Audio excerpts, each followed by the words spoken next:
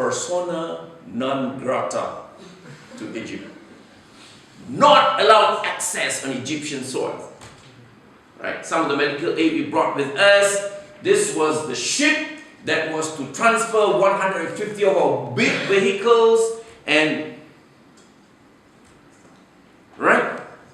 This is dangerous water because remember 1 year before that, in 2009, the Mavi Marmara was stormed by the Israelis, yeah, and they killed, was it 9?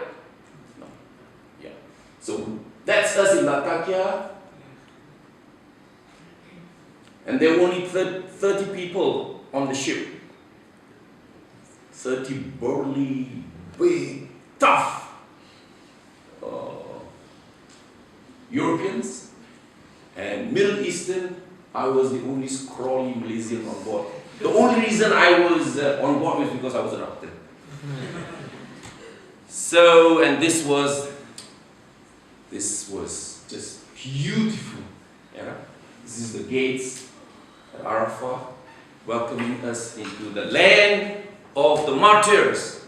And for Muslims, it's a jihad. Because we have been promised by the Prophet, but these people, these Palestinians,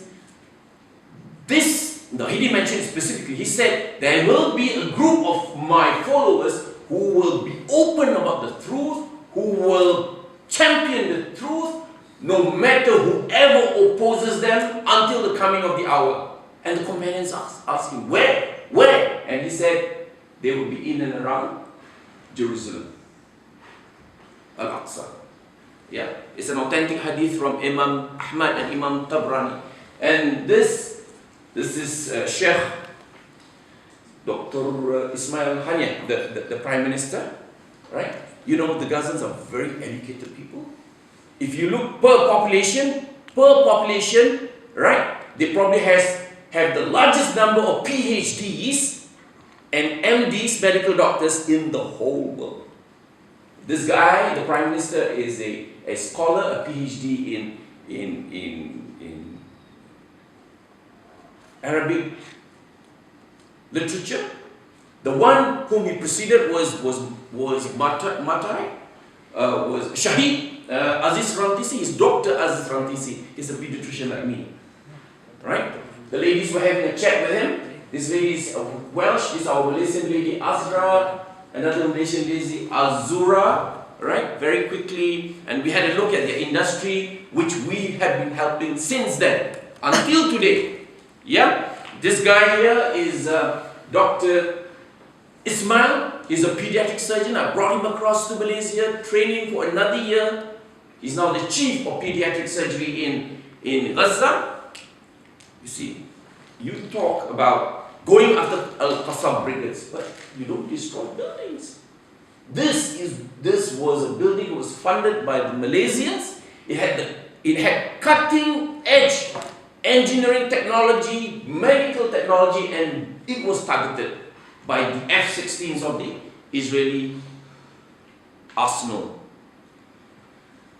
I was at the medical school. We helped them because this man is a noble man. He's Shahid al-Marhum Professor Mufi. Yeah, he was the dean. And Hania wanted him to be the Minister of Health, but he said, no, I must graduate my students. He graduated first lot, second lot, and after the third year, he said he got no excuses.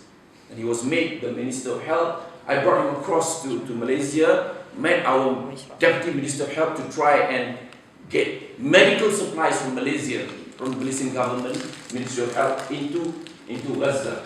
So I'm just telling you ways that you can think that you can make an input into the Palestinian struggle.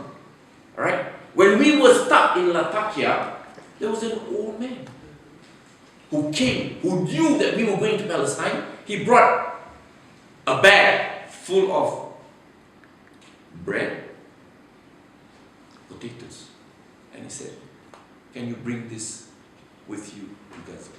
An old man. And that's all that he could afford. So, every little bits count. It is these little bits that will move the mountain, that will bring about the eventual freedom for the people of Palestine. And just to tell you why we love him so much, he graduated from Dublin, Ireland. He's a surgeon, par excellence. So when the invasion happened on 27 December 2008, the Foreign Office in Dublin phoned him and said, "Can we help to evacuate you from Gaza?" He said, "Thank you very much. I'm here to stay because this is my land, this is my people, this is my struggle." And he was in Gaza till his death, just about over a year ago. These people inspire us. This was our second mission, and this was Miles of Smiles, right? We brought about 10 Malaysians again, mainly medical aid, and pitching ourselves at the highest, not just at the grassroots, but at the highest of levels to make sure that we make an impact on the lives of the Palestinians. And this is the Minister of Health prior to Mufid, right? And our colleagues helped to build this what do they call this? Bustan? No? What do you call this? It's something like tents. Yeah, it's like, well, this is when the kids chill out, you know? Yeah. To de-stress. Life is tough, man. Right? The children are children. So this is like a theme park which we built, alright? And if you Google what it means to be a child in Gaza, my daughter just wrote a piece saying that even being on the beaches is not safe. Because remember, how many kids were targeted on the beach? And they thought they were terrorists? Right? And you know, the Palestinians are actually excellent fishermen because they were not to go beyond 3 nautical miles. What they did was they built this huge ponds, desalinated the water, and this were 8 of this, which they reared their fishes. Yeah? And this was built by our Malaysian colleagues from Aqsa Sharif, Ikram, yeah? And you see, this is where we pitch ourselves. We have signature projects, and this is one of them.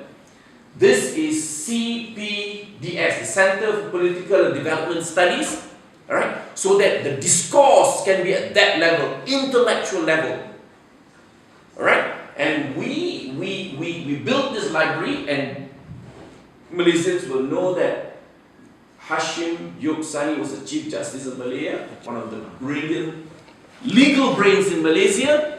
Right? And this is Dr. Mahmoud Hirtani. Oops. What did I do?